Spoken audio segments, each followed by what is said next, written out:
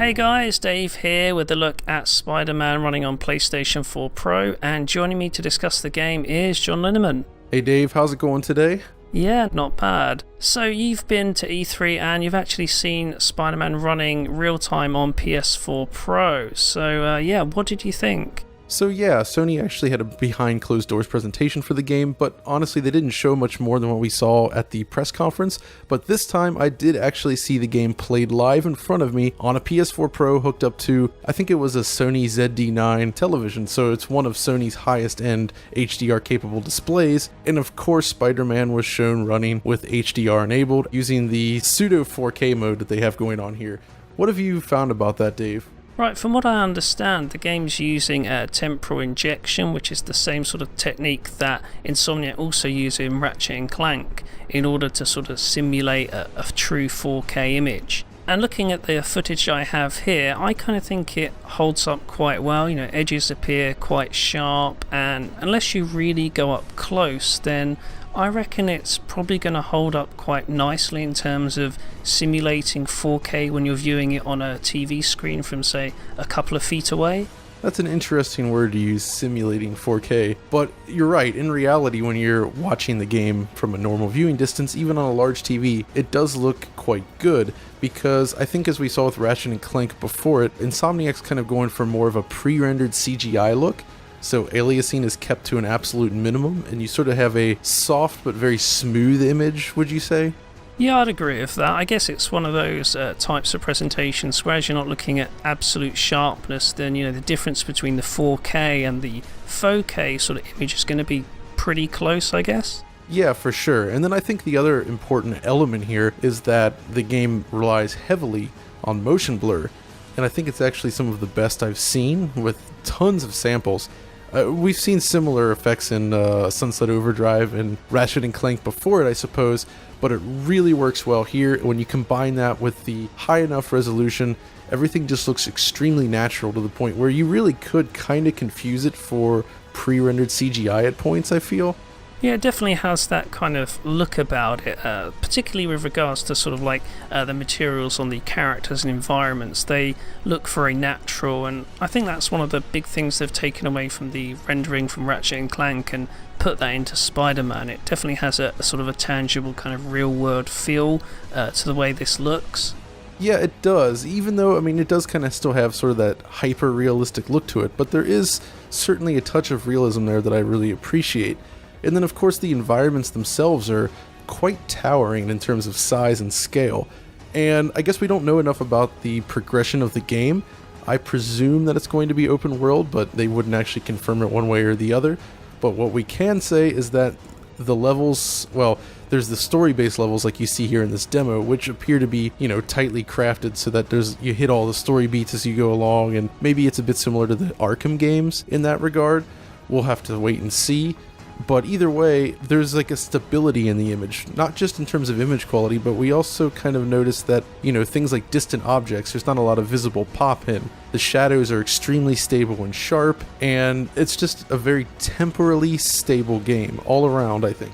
Yep, I'd agree, and it's normally, if you're aiming for like an open world game, say like if Insomniac were going for open world, then that kind of level of fidelity is quite rare. Usually with open world titles you have sort of sacrifices in terms of shadow quality, so they don't appear quite as sharp, or there's more LOD popping in general, because the environment's sort of dynamically changing. You're going to different areas where the engine may not be anticipating. So I think you'd be interested to see in a final game what kind of sort of level of fidelity we're getting, or whether this is actually an accurate representation.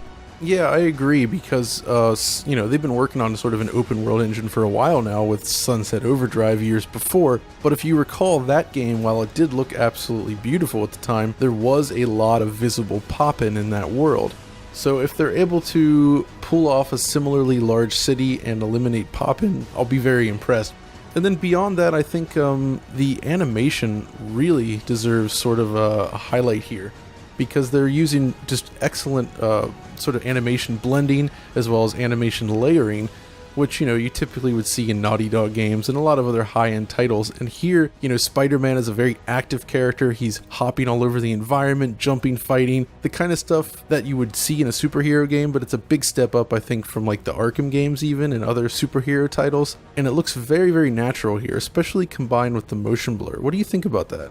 Yeah, I was really impressed when I saw it. The animation and motion blur really helps to give the game more of a cinematic feel. I think the action looks a lot more dynamic compared to the previous Spider-Man games, and I guess for me this kind of helps to create a more authentic representation of what a Spider-Man game should be like. Everything's very fluid, the way sort of Spider-Man can jump off walls, take down enemies, sort of shoot webs at objects to grab them and kind of move them about. It all has a very natural flow, whereas if you compare it to, say, the older Spider-Man games, even on last gen, it's like a massive step up.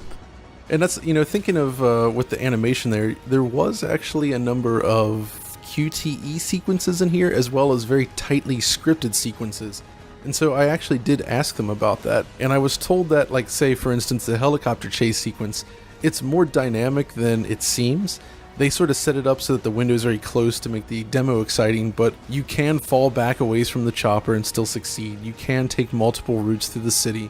So that does lead me to believe that the city's larger than it might first appear.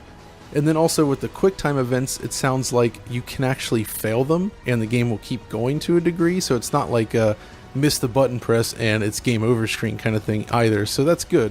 Sounds like there could be quite a lot of variety there with how some of the missions play out, and I think that's interesting considering that the engine also appears to be well optimised for handling sort of larger environments than what we see at the demo, particularly if you can sort of take different routes throughout the world. Whereas here all we got to see was more of a scripted sequence to showcase sort of the physics-based effects and sort of the destruction, particularly when the sort of helicopters carrying that rooftop generator around sort of crashing into buildings and sort of street signs, that kind of stuff, which actually looks pretty cool, I think, especially if you do have the ability to dynamically affect how some of these elements play out. But yeah, it'd be interesting to see exactly how it plays out if you don't take that route and whether there is much of a sort of difference there. And, obviously, in that same sense, we don't really know a whole lot more about what this game's going to be outside of this demo here, so I'm very curious to see how, for instance, they handle, if they do an open world, how they're actually going to handle it. Is it just going to be a bunch of icons on the map where you get sort of like quests, or is it going to be more organic than that? I mean, at the very least, it looks like they got the swinging down right, which is pretty important, I think, in a Spider-Man game, where they told us that one of the first mandates they had when developing the project was making sure that the web attached to the buildings. Because you remember in some Spider-Man games, you could kind of just swing from the sky. Yeah, I think that's how most of the old ones actually worked. You didn't physically stick your web on anything. It was kind of just like an illusion. Yeah, I think Spider-Man 2 may have done the building web thing, but you're right. Most of them it was just like, alright, he just throws the web off screen and it's attaching to some imaginary point. Yeah, there's definitely a massive improvement with how web slinging is handled here. I get the impression that you're actually interacting with the environment in this game and using it to get around, whereas before I guess hardware limitations meant that it wasn't always possible to do this kind of effect convincingly, so developers had to cheat their way around replicating the whole web slinging gameplay.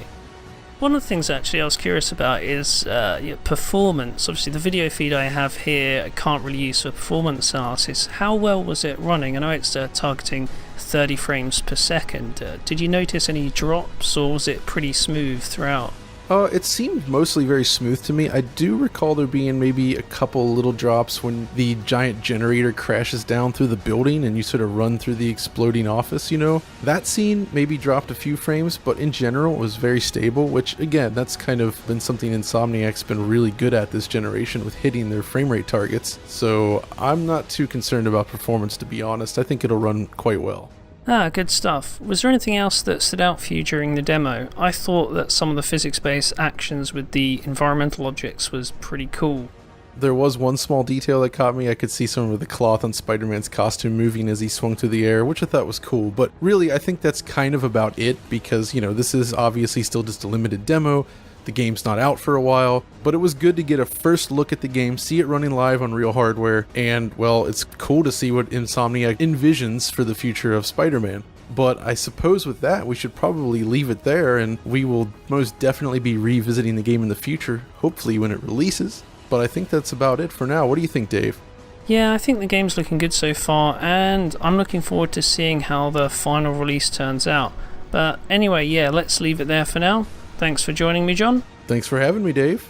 Okay, that's it for now. We'll be taking a close look at the game when it releases, but until then, thanks for watching. Don't forget to like and subscribe if you enjoyed the video, and we'll catch you next time.